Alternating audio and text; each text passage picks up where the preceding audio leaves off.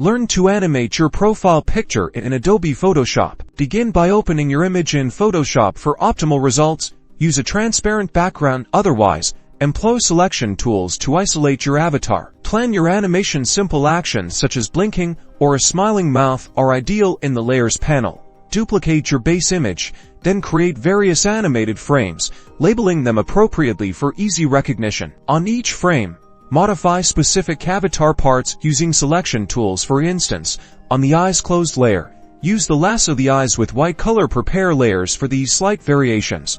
Access the timeline panel via window greater than timeline. Select and create frame animation. Your base image becomes the initial frame. Click the duplicate icon to add new frames for each animated layer you created. Transfer layers from the layer panel into corresponding timeline frames. For blinking, strategically place closed eye frames within open eye frames. For other actions, like the mouth opening, insert those modified frames between the base image and the repeating action. Fine-tune each frame's duration to adjust animation speed. Lastly, go to File greater than Export greater than Save. For web legacies, select the GIF format for animation and set the loop options to forever for continuous playback. Save your animated avatar. You've animated your avatar, adding a personal touch to your profile.